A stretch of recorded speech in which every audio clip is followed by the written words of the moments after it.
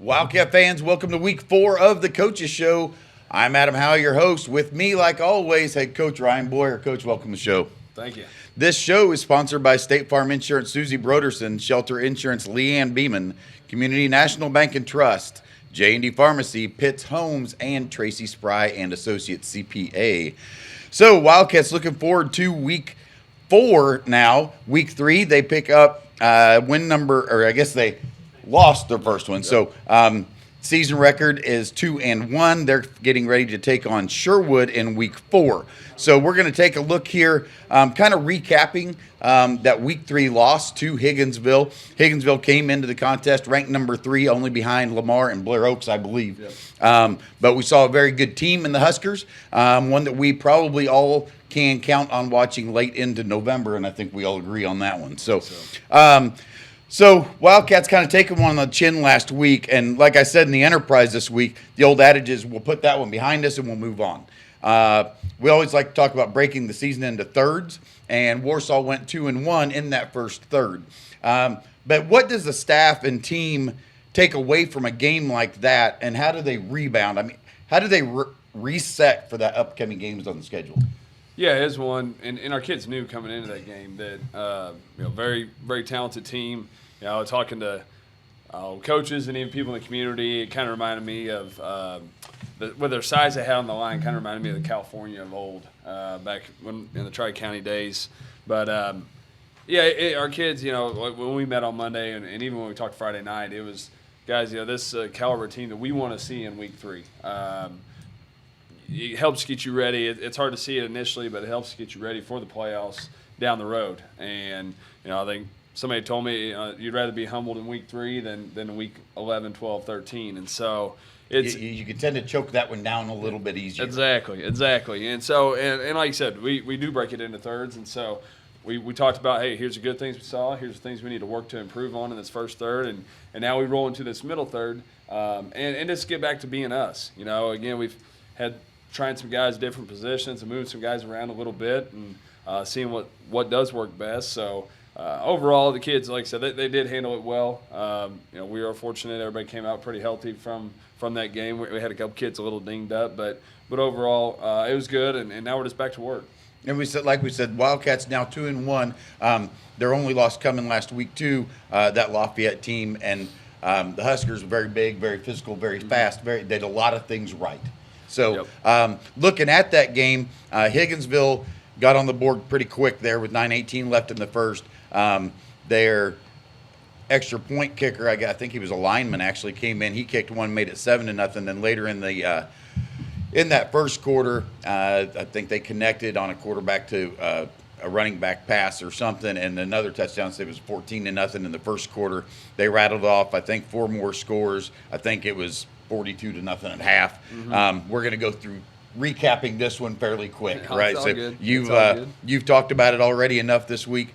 Then they did tack on one in the third quarter, and they made it 49. Wildcats finally got on the board with a 7-yard touchdown run by Garrett Ferguson. He came in to relieve Tayton Boyer there late in the game when you're emptying your benches.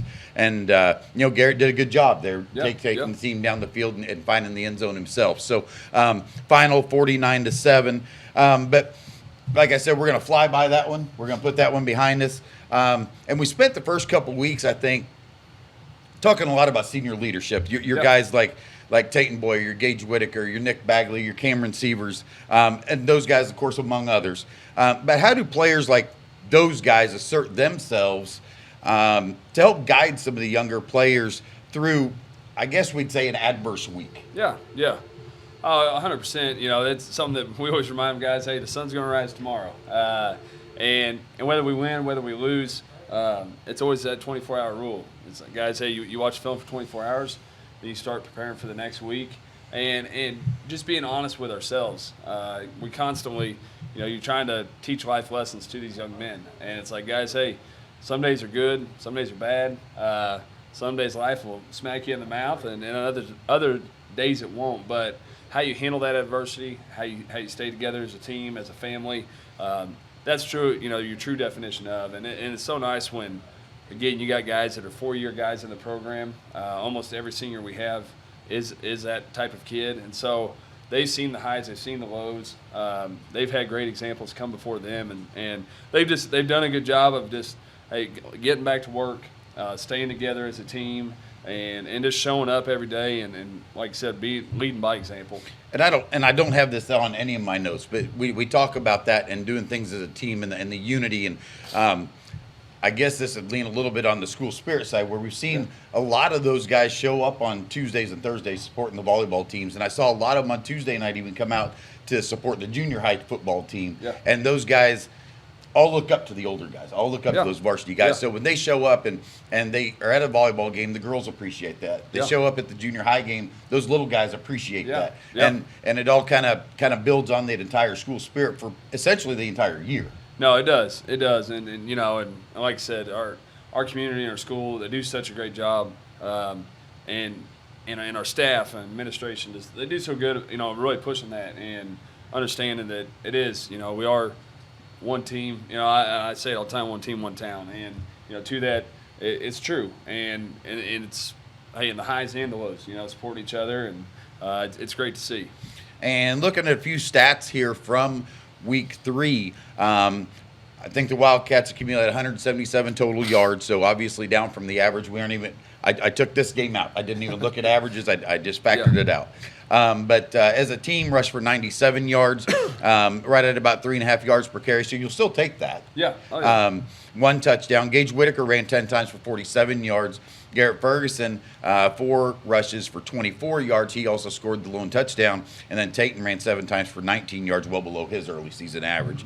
It's a team passing, putting the ball in the air 16 times, completed 5 of those for 80 yards, 16 yards per catch, so still averages, still not too bad. And then on the receiving end, Gage Whitaker had a couple nice catches for 48 yards, and Jace DePriest had 1 big one for 22.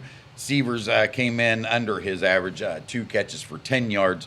But, you anticipate a good team like Higginsville taking a guy like Severs out of the game, and they did a good job of that. Special teams, we'll look at that. Only very minimal opportunities, but James comes on after that touchdown by Ferguson. He actually did split the uprights, did a good job. You could tell he'd been on the field working. Yeah, and that is one thing that you talk to our special teams. You know, I felt like they improved tremendously from week 1 to week 2, and you know, Higginsville's a team coming in that they've been able to score on special teams multiple times in the previous games, and so a lot of pride in our special teams, and you know, and those are the guys that don't always make the big headlines. You know, they may be your backup linebackers and some freshmen that have earned a spot there, and so it was great to see the improvement in that phase of the game. And then on the defensive side of the ball, Gage Whitaker also with a good game overall. Gage Whitaker led the team with 6.5 tackles. He had 1 forced fumble. Josh Harvath, a freshman, getting some time on the varsity field on Friday night, 4.5 tackles. Boyer came in with 4. Garrett Ferguson had 3 tackles. He recovered the fumble forced by Whitaker, and then Riley Taylor and Cam Severs both came in with 2 recorded tackles. So Wildcats take one on the chin. We're going to look forward to week 4 here. When we come back, that's Warsaw at Sherwood. Hawthorne Bank supports our community. We also support our schools, kindergarten through 12th grade. Today I'm here with my friends, Coach Burdick with the Warsaw Youth Football League, and Coach Boyer. He is the athletic director for the Warsaw schools. Coach Burdick, what do you do with the money that we use for sponsorship? We use it to purchase gear and repair gear and to purchase new jerseys. And Coach Boyer, we've worked together on a few things. What do we work together on? We worked on the sponsorship for our scoreboard. In addition to, we do our Warsaw basketball tournament and our Warsaw wrestling tournament. And through sports, our young people will learn the basics of the sport. They also learn to keep good grades, and they also have learned to build good character. When you are a customer of Hawthorne Bank, you are also supporting your community and the high school. Come open your account today. 1, 2, 3. Gotta love Warsaw! We do. Hawthorne Bank, member FDIC, and equal housing lender. All right, welcome back to Week 4 Coaches Show. I'm Adam Howe with Coach Ryan Boyer of the Warsaw Wildcats. We're looking ahead to week number 4. That's Wildcats at Sherwood, the first Ozark Highlands Conference matchup of the year, for the Wildcats at least. Yes. Sherwood coming off of a 39-0 win over Carrollton, and Carrollton's winless. But Sherwood now stands at 1-2. They come off a week 1 loss to Holden 26-20. In their only other conference contest, lose to Butler 50-13 before coming up with their first win last week, 39-0 over Carrollton. So looking at the offense, of course, like we always say, I never watch near as much film as you guys do. But going over the Sherwood offense, what we see is a little bit of an ISO motion, not a whole lot of passing, but when they do, they spread everybody out. Yeah. So looking at some players, quarterback, we talked about this before going on the air. In 3 weeks, we've seen 3 different quarterbacks for Sherwood.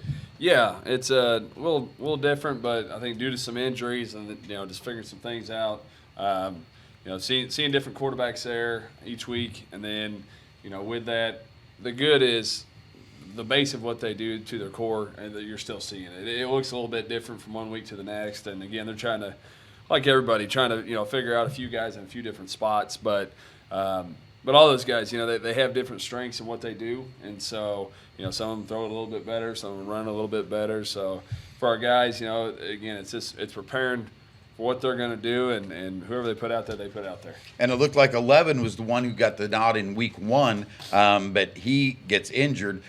We saw him a pretty good athlete. And then number 7, maybe in week 2 against Butler, we saw their whole offense change a little bit. So I think that was just adapting to maybe what they had to use that week. And it looks like maybe watching Carrollton, and of course this guy taking them to their first win, maybe is who we expect to see on Friday night, and that's number 2. He's got some good size, can throw. Still don't see them throwing a whole lot, but did a nice job and can throw it if he needs to.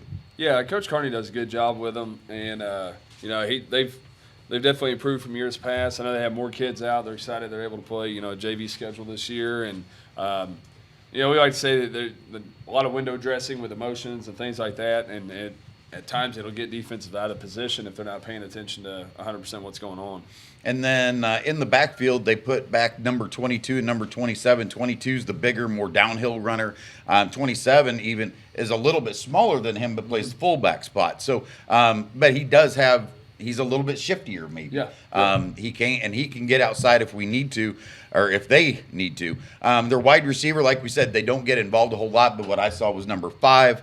And then the offensive line has some pretty decent size, but maybe it's something that the Wildcats are able to take advantage of with their quickness on the line.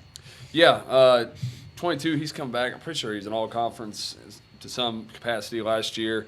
And then putting there with 27, they're good with a 1-2 punch. 5, he's a big target. I feel like he's been there for, it seems like 6 years. But, tall kid. I think he's about 6'4". He does well. Getting involved in the run game, blocking, doing some things there, and then again, just being a big target in the pass game for him. So it's definitely one where you have to make sure where everybody's at, and again, based off what they're motioning and doing, what they're trying to accomplish. So then, the question is, what's the Wildcats defense do to get ready for maybe an unexpected offense of Sherwood? Again, like we said, 3 different quarterbacks in 3 different weeks. Wildcats hope they have their tabs on the right guy, that they've been watching the right guy. Hopefully they don't trot out number 4 in 4 weeks. But what do the Wildcats do to get ready for maybe the unexpected?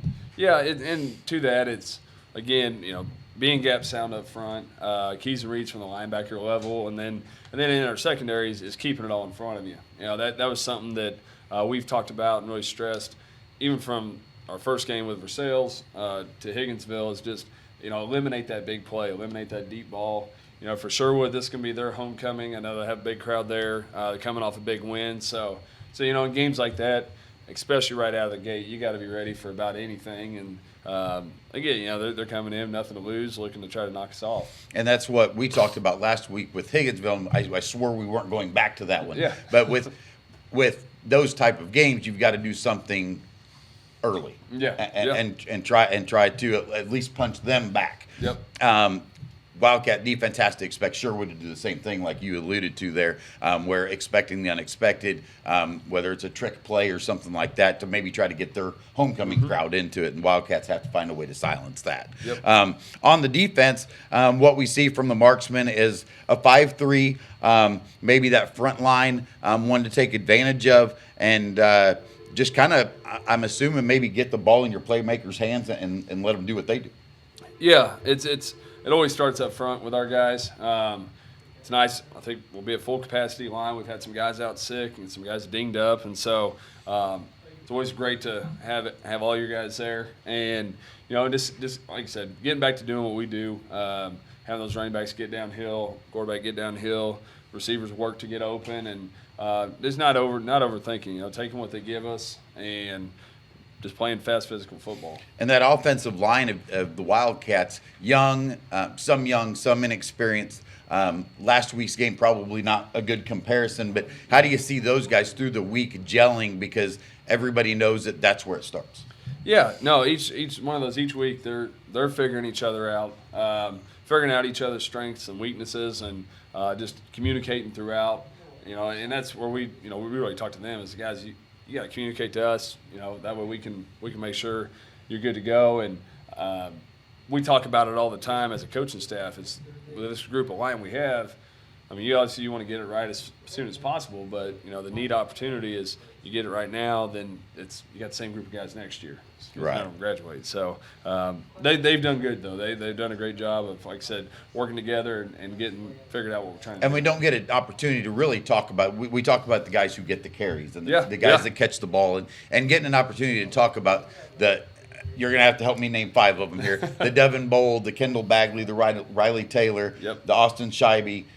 Wyatt James. The Wyatt Hey, James. you're 4 for 5. So there we go. Pretty good. I'm getting there. But getting those guys in there, and then you've even seen a Cade Banks sighting at times, Yep. And other guys that would run in there to spell a guy like Scheibe who's out sick last week, and getting those guys to gel after Devin being the only guy to return from the team last year on that line, and really taking those young guys and him understanding the game, him working with Tayton. Of course, that's a brand new combo. Yeah. And really giving those guys props up front, because that's where it starts. Oh, without a doubt. Yeah, and like I said, those guys that spill them, your Cade Stevensons and your Dakota Todds, and on offense and defense, they just do a great job of, like I said, working together and just figuring it out. It does. It just takes time. And like I told them, there's practice reps and then there's live reps, and you only get live reps in games, to that capacity. And so we're excited to see them improve each week, and I know they're up for the challenge Friday night.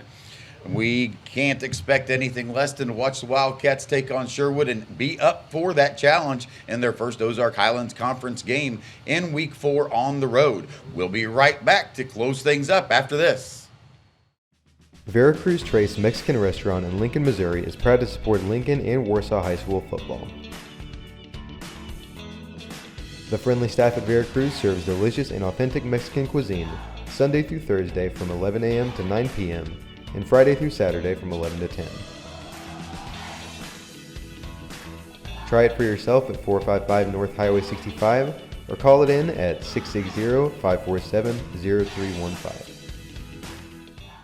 And we're back for Week 4 Coaches Show, brought to you by State Farm Insurance, Susie Broderson, Shelter Insurance, Leanne Beeman, Community National Bank and Trust, J&D Pharmacy, Pitts Homes, and Tracy Spry and Associates CPA. So Wildcats taking on Sherwood this week, week number 4, looking to improve on a 2-1 record as they take on the Marksmen in their first Ozark Highlands Conference matchup.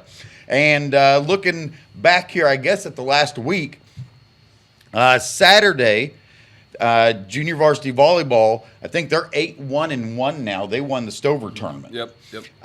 Youth football, a big day down at Skyline, and then, of course, the flag guys up in Sedalia. I believe the flag guys went 2-1. There's 3 teams, 2-1, 1 loss.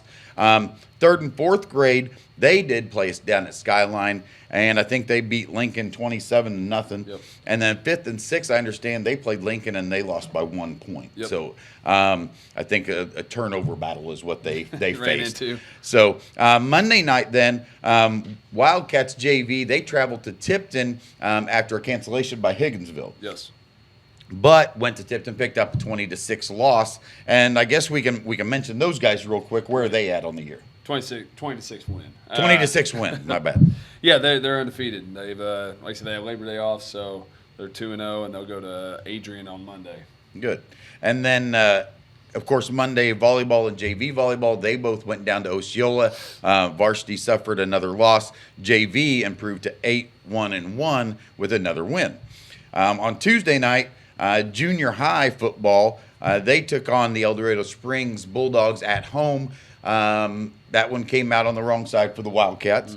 I don't think there was anything going on Wednesday. We were off. We were off. So then moving on to Thursday, Wildcat volleyball down at Skyline, and then Friday, of course, football travel into Sherwood. I think over the past week too, if I'm not mistaken, I think junior high volleyball, they've not lost a game yet either. I think you're correct. Yep. And I think they were at Marshall on Wednesday.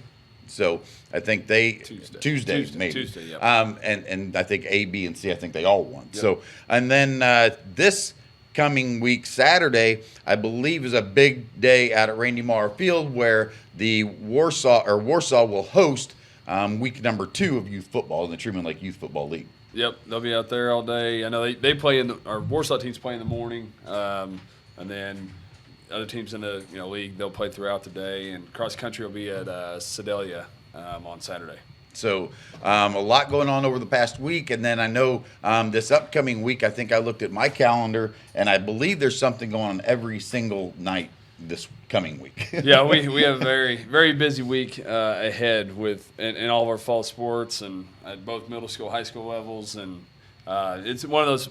It's in full swing for sure. Yeah, definitely know that school is back in session. So are Wildcat sports. If you're bored sitting at home, want to get out of the house, tired of raking the leaves, maybe travel on out to Warsaw High School campus, and there's sure to be a ball game on the field or in a gym. So it's the Wildcats on the road this week, traveling up to Southern Cass County. They're going to take on the Sherwood Marksmen. That kickoff set for 7 p.m., and we look forward to seeing you there. But as a reminder, if you can't make the trip, you can also watch all Wildcats football games live on BCE TV via www.citylinktv.com, where Matt Dove and Drew Burdick are always your hosts. And I'll be back in the booth this week too. So thanks for clicking in today. For head coach Ryan Boyer. Coach, thanks for joining us. I'm Adam Howe, and I'm going to the house. This has been a BCE TV production. Thank you for watching.